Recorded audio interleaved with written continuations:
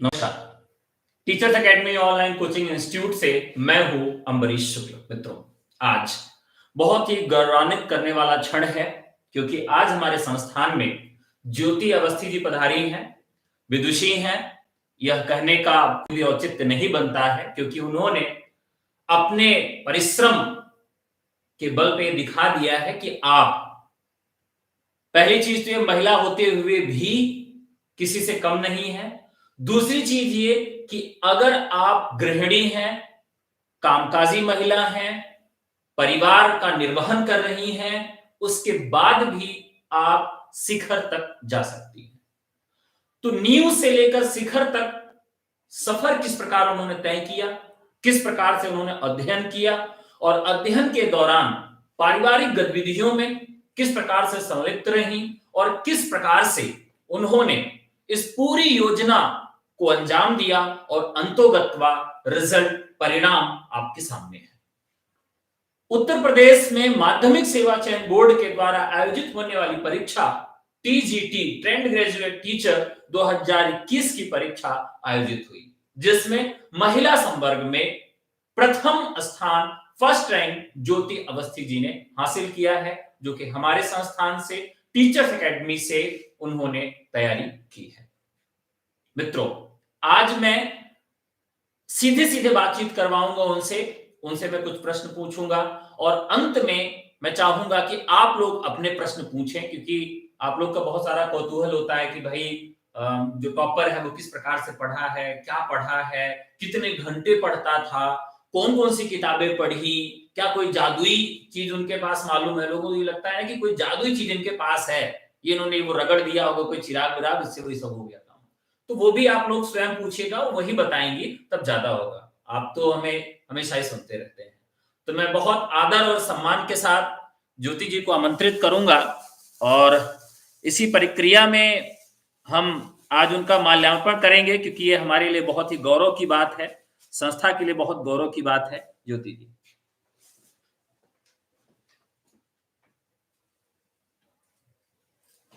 और इस प्रक्रिया में मिष्ठान को तो हम छोड़ नहीं सकते हैं। वैसे भी अध्यापन व्यवसाय में जब हम जाते हैं तो मिठाई का बहुत महत्व होता है, तो इसलिए ये हमने मुंह मीठा करने के लिए भी व्यवस्था रखी है। सर पहले आप खाइए, आपका ही पूरा हक है इसमें सर। धन्यवाद।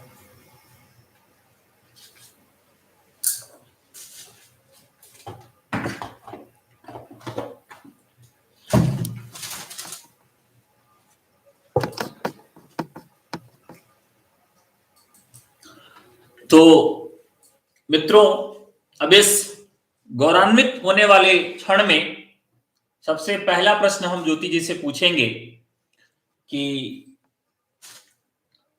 आपने जब तैयारी शुरू की, क्या उस समय आपको मालूम था कि आप टीजीटी हिंदी जैसे बड़ी परीक्षा, जिसको पूरा उत्तर प्रदेश देता है, और हिंदी जैसे विषय में जिसमें लगभग 1,10,000 के करीब प्रतियोगी होते हैं, पहली बार फॉर्म भरते समय आपको क्या लगा था कि आप एक रैंक ला पाएंगी? सर्वप्रथम गुरुदेव के चरणों में कोट कोट प्रणाम। आज मैं यहाँ जो उपस्थित हूँ तो सर की बदौलत, क्योंकि मुझ में इतना वही नहीं था, हिम्मत और साहस, कि मैं यहाँ आती, और सर की बदौलत ही मैंने टॉप किया है। पास होना अलग बात है, लेकिन यहाँ आना बहुत बड़ी उपलब्धि है मेरे लिए। तो कब आपने जब तैयारी शुरू की, कब आपको लगा कि तैयारी शुरू करनी सर चाहिए? वैसे तो मैं 2017 से पढ़ रही थी, लेकिन 1-1.5 साल से लगभग टीजीटी की तैयारी कर रही थी। आपके संस्थान से मैं जुड़ी, उसके बाद मेरे अंदर बहुत ही आत्मविश्वास आ गया, क्योंकि मैं ग्रामर में बिल्कुल जीरो थी। साहित्य जो वीडियो देख रहे होंगे, बहुत सारे मेरे फ्रेंड भी हैं मेरे साथ स्कॉलर, तो मतलब ये ना समझे कि मैं झूठ बोल रही हूँ। ग्रामर मेरा इतना वीक था कि मुझे पर्यायवाची शब्द भी नहीं आते थे, तत्सम तद्भव भी मैं नहीं जानती थी।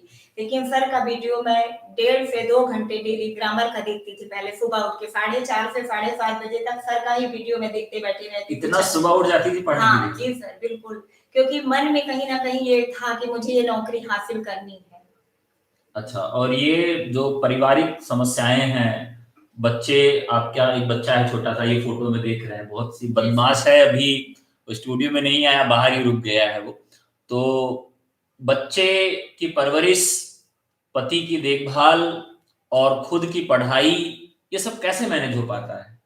सर थोड़ी बहुत कठिनाइयाँ तो आती ही हैं, लेकिन मैनेज कर सकते हैं। जो घरेलू औरतें हैं, मैं उनके लिए यही कहना चाहूँगी कि जो लोग ये कहते हैं कि काम से टाइम नहीं मिलता, साथ नहीं पढ़ आप अपना टाइम निकालिए, सुबह मेहनत करिए, सुबह उठिए 5 बजे से 7 बजे पढ़िए, 7 बजे के बाद घर का काम निपटाइए, उसके बाद फिर घर का काम करके फिर पढ़िए। कम से कम 6 घंटा का अगर टाइम देंगी, तो कोई भी एग्ज़ाम हो, टीजीटी हो, पीजीटी हो, कोई भी एग्ज़ाम हो, 6 घंटा की मेहनत से आराम से डेढ़ 2 साल के अंदर निकल जाएगा सर। अच्छा, जैसे ये लोगों को लगता है कि जी सर। एक हम लोग के यहाँ पितृसत्तात्मक समाज है, जी सर। एक फॉर्म भरा उन्होंने, पति ने 2000 रुपए 4000 रुपए की कोचिंग दिला दी या किताब दिला दिया, फिर वो ताने मारना शुरू कर देते हैं, जी सर। पहले अटेम्प्ट से रिजल्ट आया, हुआ कि नहीं हुआ, तुम्हारा कहीं नहीं हो सकता है। हाँ। तो इस तरह की समस्याएं लगभग सभी महिलाओं के सामने आती जी है। सर, बिल्कुल। तो इन समस्याओं से कैसे उबर सकती है और आपका क्या अनुभव रहा है इसके विषय में? सर मेरा अनुभव तो यही रहा कि पहली बात तो मेरे साथ मेरे हस्बैंड बहुत ही पॉजिटिव रहे हैं। उन्होंने कभी मुझे इस प्रकार का ताना नहीं दिया। पैसे के मामले मतलब काम तो वो नहीं कर सकते, 1 गिलास पानी भी कभी मुझे उन्होंने नहीं दिया, लेकिन पैसे के मामले में कंजूस नहीं है। और जिन औरतों के साथ ये दिक्कत है, तो मैं उनसे यही कहूँगी कि आप ये सब अवॉइड करिए, क्योंकि ताने सबको मिलते हैं। मुझे भी बहुत ताने मिले कि अफ़सर नहीं बन जाएगी, बहू हुई है, घर में रहती तो रोटी देती सास-ससुर को। और मेरी सास को मोहल्ले वाले बोलते थे कि वहाँ भेजी हो इलाहाबाद में पढ़ाई के लिए, तुम यहाँ रोटी बना रही हो, अफ़सर नहीं बन जाएगी बहू। तो आप ये सब अवॉइड करिए, अपने लक्ष्य पे ध्यान रखिए। जब आप निकल जाएँगी तो सारी बातें वहीं की वहीं रह जाएँगी सर।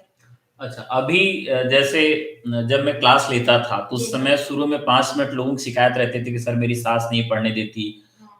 तो ये बहुत सारी समस्याएँ हैं लोगों के साथ, लोग झेल भी रहे हैं और आप जैसे जी प्रतिभावान सर। लोग आगे भी जा रहे हैं। जी सर। अभी जो सबसे बड़ा प्रश्न ये है कि आपने साहित्य के लिए क्या पढ़ा था? अभी सर साहित्य के लिए मैंने 70% लगभग आपकी ही कोचिंग का तैयारी किया, क्योंकि वीडियो सारे मैं बहुत ध्यान से देखती थी और नोट्स बनाती थी, और नोट्स बनाते-बनाते मुझे बहुत अच्छे से याद हो जाती थी चीज़ें।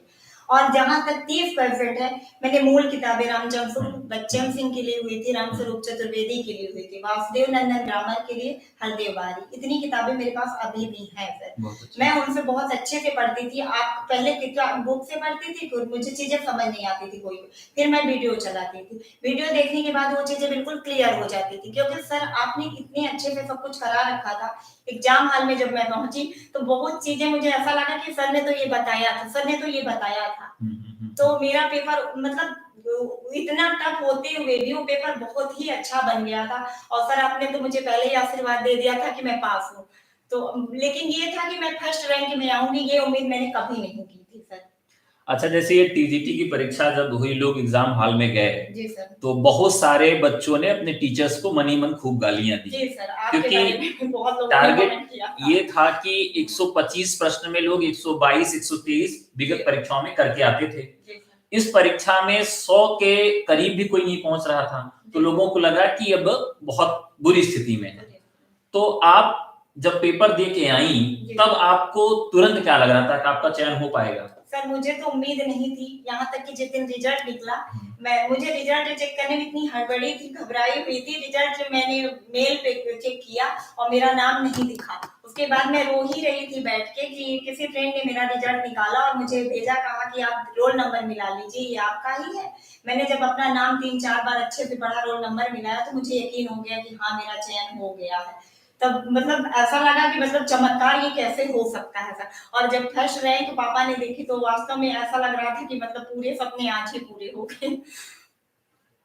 तो आप भी भावुक थी, पिताजी भी शायद बहुत जी, भावुक हम थे। दोनों बहुत रोए। मेरे हस्बैंड को भी मैंने कॉल रोते ही किया, वो भी बहुत खुश हो गए थे, क्योंकि वो उस समय कौशाम्बी तारा नगर में थे। मैंने कॉल करके बताया कि मैंने प्रथम वर्ग प्राप्त किया है टीजीटी महिला वर्ग में।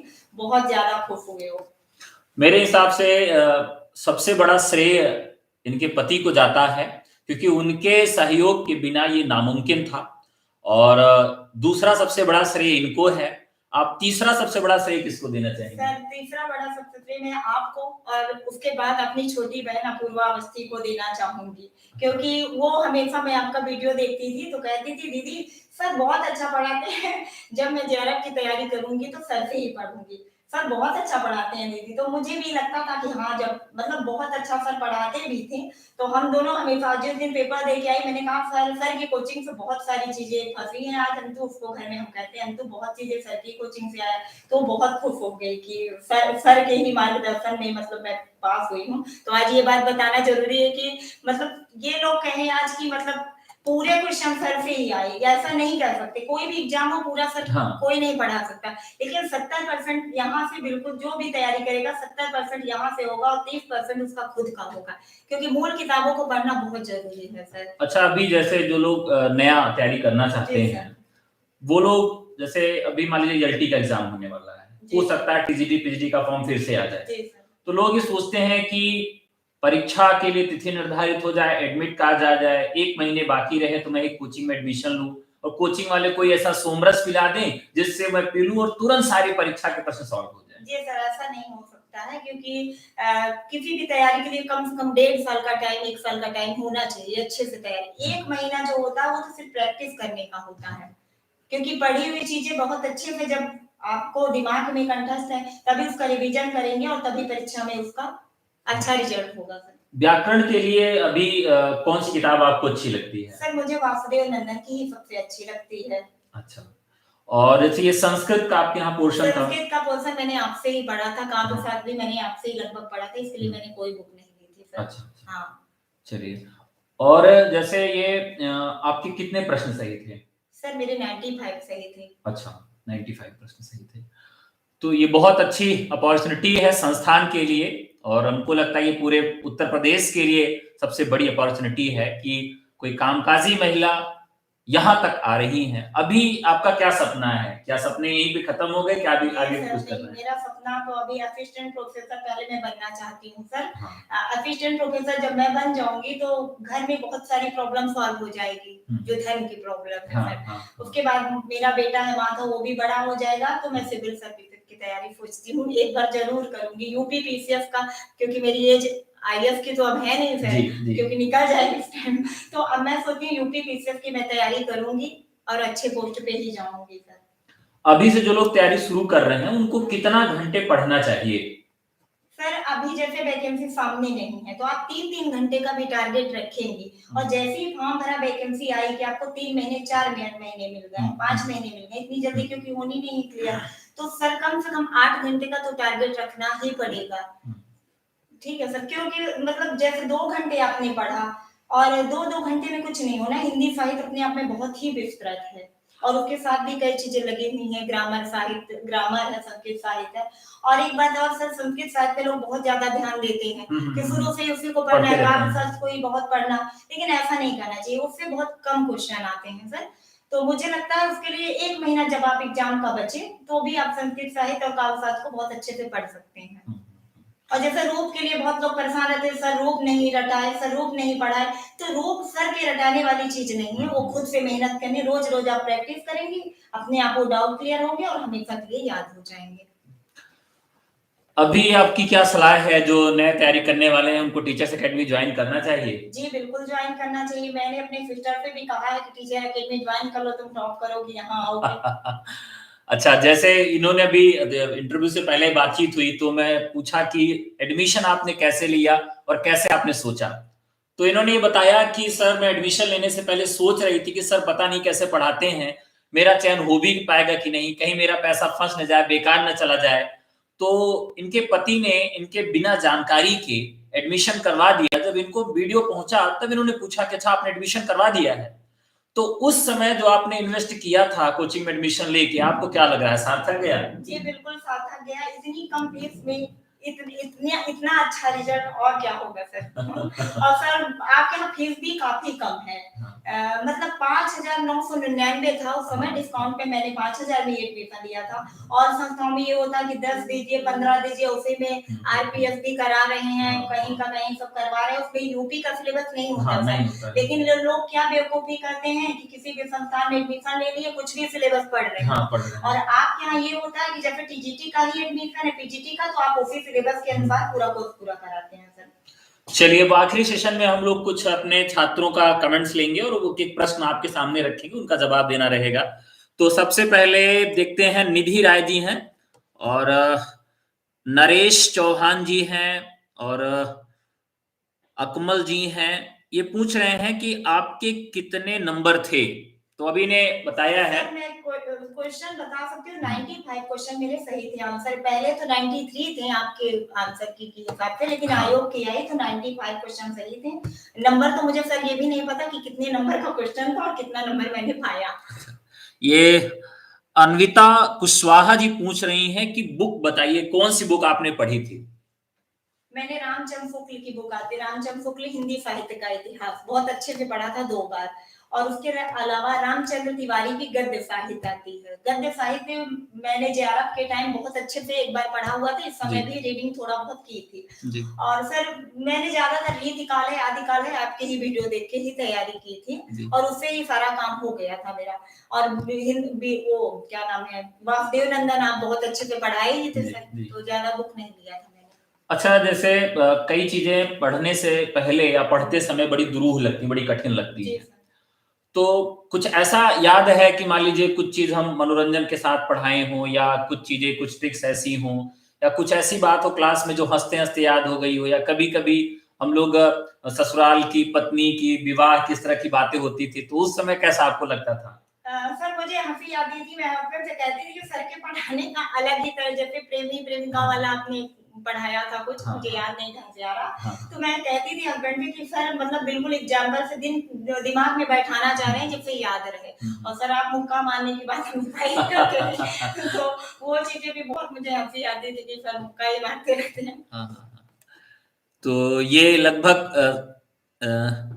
इन्होंने एक पूछा है कि सर मैं एमए किया हूँ, पीजीटी की तैयारी शुरू करना चाहता हूँ, और बहुत सारे लोग बधाई भी दे रहे हैं आपको। अनीता यादव जी ने बधाई दिया है और आर्या पांडे जी ने आपको बधाई दिया, बहुत सारे लोगों ने बधाई दिया है। खास करके जो आपके सहपाठी हैं, जो हम लोगों का लगभग 1000 के करीब का एक पब्लिक ग्रुप था जिसमें आपस में चैट होती रहती थी, तो उसमें कि बहुत सारे लोग हैं जो आपको यहाँ देख रहे हैं, वो केवल आपका मैसेज देख पा रहे थे, तो वो लोग भी बहुत खुश होंगे और कुछ लोग जेलस के कारण दुखी भी होंगे, क्योंकि आपका वीडियो जब लगा तो चालू नहीं हुआ था, उसके पहले 4 लोग डिसलाइक कर चुके थे।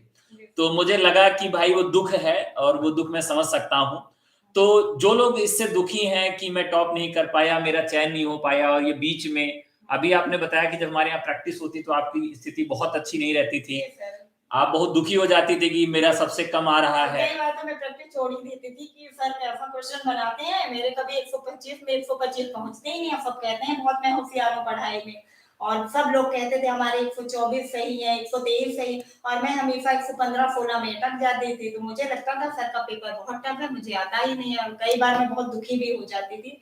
और जो लोग ये कहते हैं कि चयन नहीं हुआ हमारा, जिन लोगों का अभी नहीं चयन हुआ और दुखी हैं, तो मैं यही कहूंगी कि आपके मार्गदर्शन में बहुत अच्छे से तैयारी करें। आप 70% तो पूरा आप करा ही देंगे, प्लस मूल बुक जो है वो अभी से अच्छे से पढ़ना है, क्योंकि इस बार बच्चन सिंह से बहुत सारे क्वेश्चन आए थे सर। थोड़ा सा पैटर्न बदला हुआ था, और पैटर्न नहीं बदलता सर। अगर 125 मेरिट गई होती तो सब गधे भी चले गए होते। सही बात है।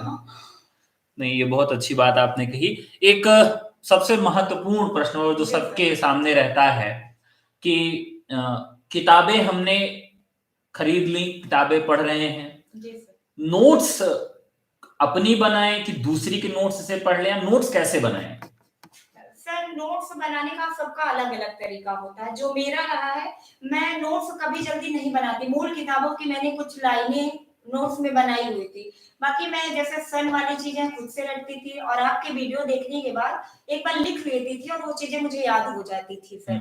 और बहुत ज्यादा मैं नोट्स बनाने में नहीं यकीन करती कि बहुत नोट्स बना लिए एग्जाम टाइम बिल्कुल पढ़ ही नहीं पाए तो क्या मतलब उस नोट्स का।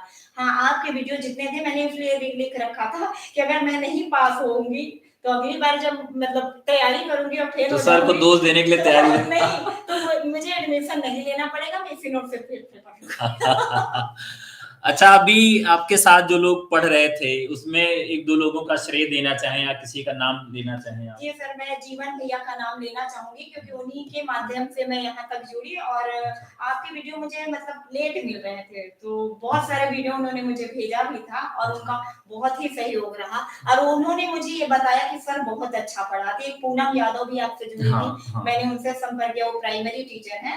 तो उन्होंने कहा कि जीवन जी भी टीचर है, जीवन जी भी टीचर हैं, तो पूनम यादव भी टीचर हैं, तो उन्होंने वो तो आपके यहाँ से बहुत दिनों से जुड़े हुए थे। तो उन लोगों ने कहा कि टीचर अकेडमी से अच्छा कुछ नहीं है मैडम, आप यहीं से एडमिशन दे दीजिए। तो मैंने यहाँ लिया था। राधाकांत जी भी हमेशा जुड़े रहते हैं। राधाकांत भैया से भी मेरी बात होती है, वो भी पढ़ाई बहुत अच्छे हैं और आपका बहुत सम्मान करते हैं।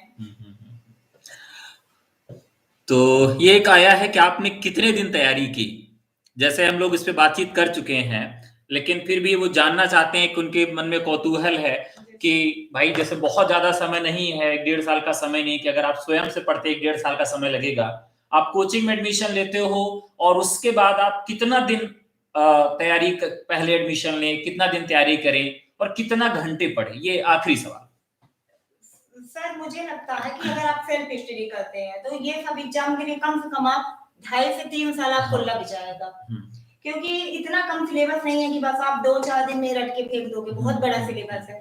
हाँ, ये होता है कि आप किसी के मार्गदर्शन में तो वो आपको ऐसी चीजें देंगी जो शायद किताबों में कम रहती है ना, आपको मेहनत कम पड़ेगी, छाट भी लेंगे, छाट सिलेक्ट भी कर लेंगे। लेंगे। तो जैसे किसी के मार्गदर्शन में आप तैयारी कर रहे हैं तो वो चीजें जल्दी जल्दी तैयार होगी, प्लस कंपटीशन की भावना बहुत बनी रहती है। जैसे ग्रुप में बहुत सारे लोग हैं, प्रैक्टिस सेट मिल रहा, किसी का इतना हुआ 24, किसी का 25, किसी का 26, तो मन में आता है इनका इतना है, हमारा इतना, हम पीछे रह गए। उसमें क्या है, क्लासरूम की भावना जगी रहती है किसी संस्थान से जुड़ने से। और मेरे अंदर इस संस्थान में जुड़ने से यही हुआ कि मतलब कंपटीशन की भावना कि इंदु जी का इतना है, राधाकांत का इतना है, तो मेरा इतना क्यों नहीं। तो सबसे अच्छा फायदा तो यही है इस संस्थान से जुड़ने का। और दूसरी बात, सेल्फ स्टडी में बहुत सारी कमियां होती हैं। मैंने 2011 में बीएड किया हुआ था और प्राइमरी टीचर का एक दो, मुझे ये भी नहीं पता था कि मैं प्रवक्ता बन सकती हूँ, टीजीटी का भी फॉर्म अप्लाई कर सकती हूँ। सिर्फ मैं प्राइमरी सोचती थी कि सिर्फ मैं प्राइमरी कर सकती हूँ। तो ये है कि मतलब 1.5 साल अगर आप सर के अंडर में और अपने से भी बहुत अच्छे थे तो 1-1.5 साल बहुत है। जैसे अभी वैकेंसी नहीं आई है सर, तो अभी से जो लोग एडमिशन लेंगे अभी से लग जाएंगे, उनको आप भी पढ़ाएंगे बोल दो, तो कम से कम 3-3, 4-4 घंटे भी रोज पढ़ेंगे तो जरूर सफल हो जाएंगे सर। चलिए, बाकी आपको अपने मित्रों को, अपने सहयोगियों को या अपने घर परिवार को या पूरे देश को, प्रदेश को कुछ भी संबोधित करना, अपने तरफ से कुछ सलाह देनी है, कुछ कहना है, कुछ दिल में भड़ास है तो आप यहाँ से कह सकती हैं। सर मेरे मन में कोई भड़ास किसी के प्रति नहीं है। मेरे भाई बहन है, उनको मैं बहुत बहुत धन्यवाद दूंगी जिन्होंने मुझे बहुत सपोर्ट किया, और मेरे पति देव जो मेरे लिए दुनिया के सबसे कीमती है, बहुत ज्यादा मैं उनको प्यार भी करती हूँ और सम्मान भी करती हूँ। और सब जितने भी पति हैं उनसे यही कहूंगी कि अगर पढ़ने में आपकी वाइफ अच्छी है तो उस पर ट्रस्ट करिए, कुछ दिन उसको टाइम दीजिए। ये नहीं कि 1 साल के अंदर तुम एग्जाम निकाल के दिखाओ, क्योंकि हर एक का टैलेंट अलग अलग होता है सर, टाइम भी लगता है और कंपटीशन इतना ज्यादा है कि एक बार के एग्जाम में कोई टॉप ना कर सकता और ना एग्जाम निकाल सकता है, थोड़ा टाइम देना पड़ेगा आपको 2-3 साल। तो पढ़ने दीजिए और भरोसा रखिए कि वो निकल जाएंगी।